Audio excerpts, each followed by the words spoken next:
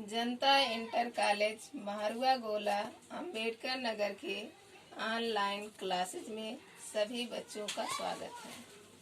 बच्चों, आज हम पढ़ाएंगे कक्षा 10 में गृह विज्ञान।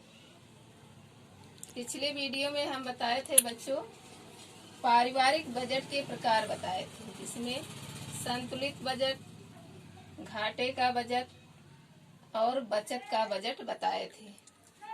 अब हम बताएंगे पारिवारिक बजट के मुख्य मद क्या है।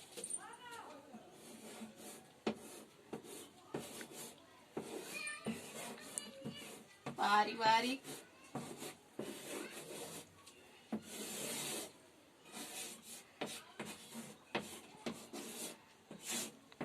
बजट के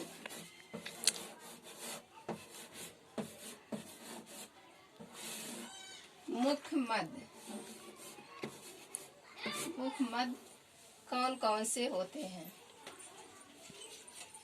पारिवारिक बजट में मुख्य मद निम्न प्रकार से होते हैं। कई भागों में बांटा गया है मद।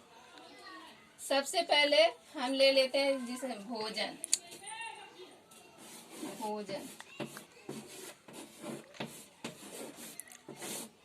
भोजन क्या है बच्चों? भोजन मनुष्य की मूलभूत आवश्यकता होती है। भोजन मनुष्य की मूलभूत आवश्यकताओं में से एक होती है। भोजन हम लोगों के लिए बहुत जरूरी होता है। इसमें वे वस्तुएं आती हैं जिनको हम भोज पदार्थ भी कहा जाता है। भोजन में क्या है? भोज पदार्थ जो आते हैं उन्हें हम क्या कहते हैं? भोजन में आते हैं। जैसे आटा, नमक, दाल, चावल, दूध, मछली, फल, मांस आदि, ये सब भोजन के अंतर्गत आते हैं। और ईंधन व रसोई घर के उपकरण भी क्या है बच्चों? भोजन में ही शामिल होते हैं। इस भोजन के बजट में ही शामिल होते हैं ईंधन भी। अब है वस्त्र।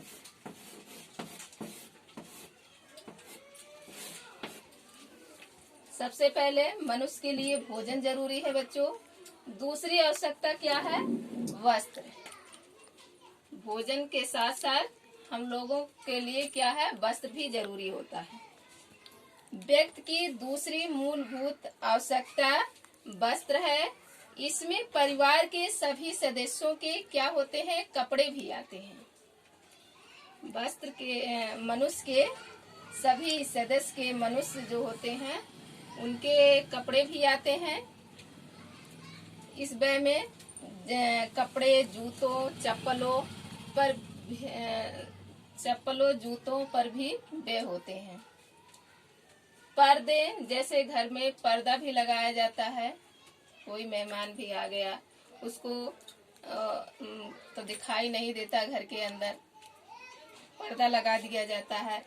धूल, मिट्टी, ये सब क्या पर्दे पर रुक जाते हैं और घर की शोभा को भी शोभा। तौलिए, कुशन कवर, दर्जी की सिलाई आदि सभी इस मद के अंतर्गत आते हैं। कपड़े धोने की मशीन, धुलाई, धोबी, जो कपड़े प्रेस करते हैं वो भी क्या आते हैं? वस्त्र के मद में आते हैं। अब है तीसरा आवास।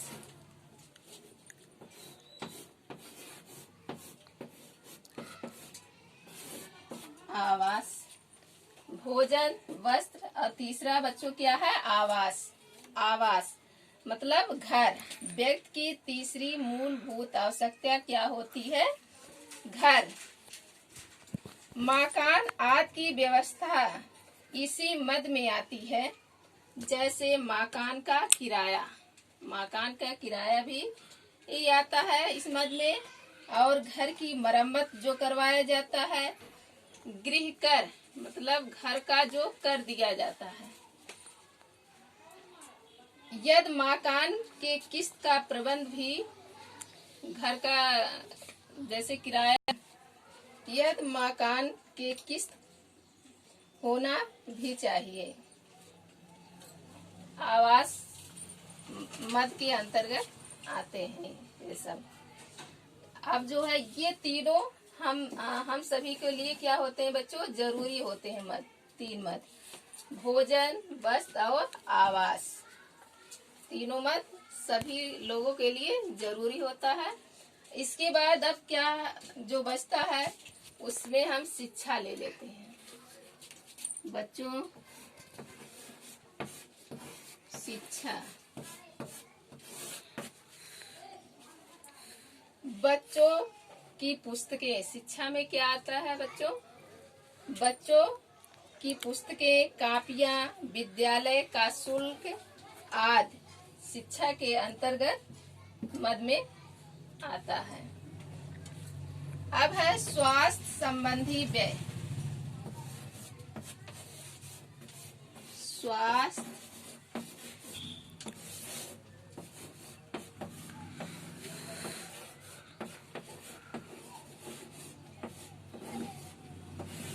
संबंधी मद, भोजन। बच्चों स्वास्थ्य संबंधी मद परिवार में सदस्यों के बीमार होने पर उनकी चिकित्सा पर किया गया व्यय इसमें सम्मिलित किया जाता है। किसमें, स्वास्थ्य संबंधी मद में सम्मिलित किया जाता है।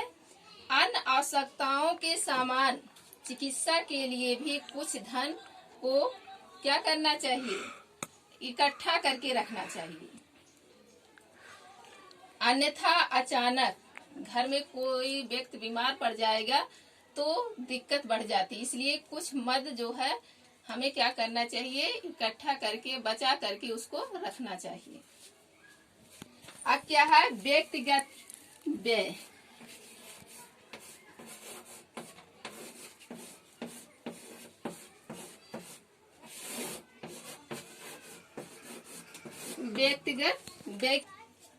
व्यक्तिगत व्यय जो अपने ऊपर खर्चा किया जाता है उसे हम बच्चों क्या कहते हैं, व्यक्तिगत व्यय कहते हैं। जैसे चिकित्सा, मनोरंजन, स्कूटर, मोटरसाइकिल, श्रृंगार, ये सब क्या है, व्यक्तिगत खर्चे में आते हैं। अब है अन्य व्यय।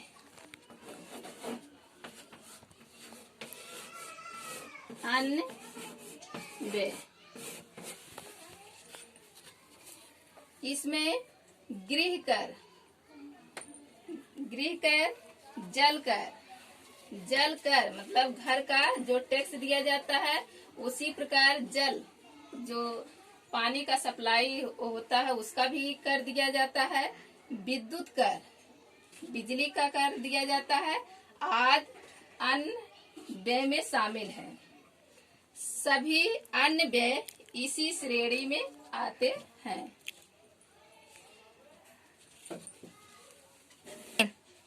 अब इसके आगे हम बताएंगे बच्चों पारिवारिक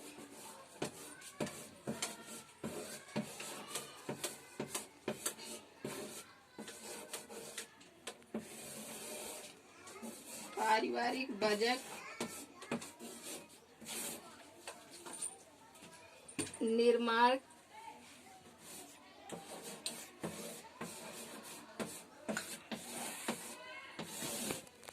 के चरण।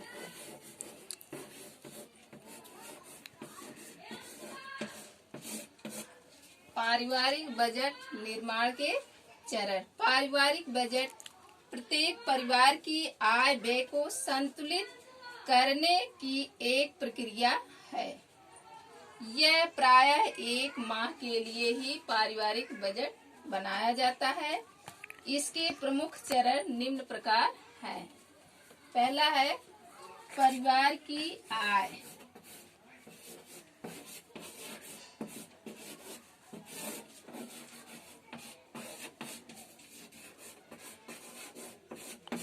परिवार की आय सर्वप्रथम परिवार के सभी स्रोतों से, मतलब सभी स्रोतों जितने घर के अंदर सदस्य होते हैं जो आय आमदनी घर में लाते हैं उनको जोड़कर लिया जाता है।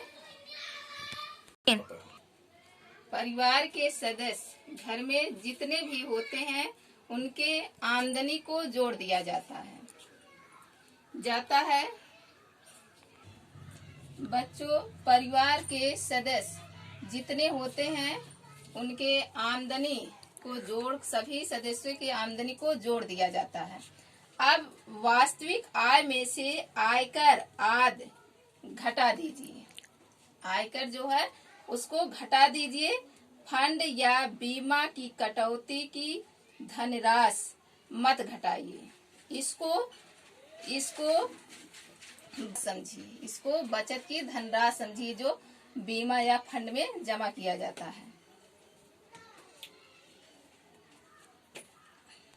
धनराशि समझिए। अप्रत्यक्ष सुविधाएं जैसे क्या है? चिकित्सा, निःशुल्क शिक्षा, बिना किराए का मकान या यातायात की सुविधा आदि को भी मासिक आय में जोड़ दिया जाता है। अब है आवश्यकताओं की सूची।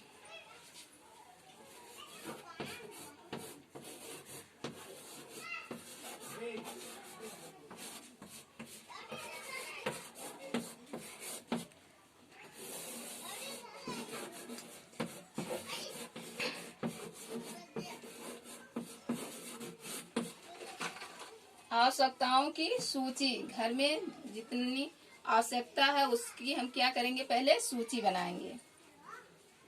पारिवारिक आय का अनुमान कर लेने के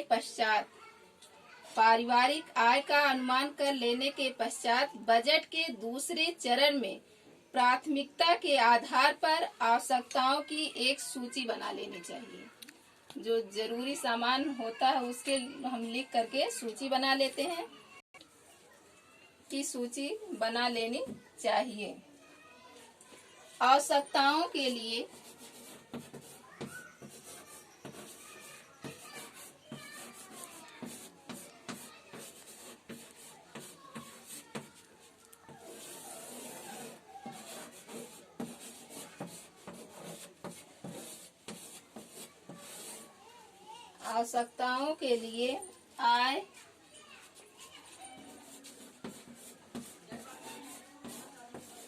प्रतिशत निर्धारण।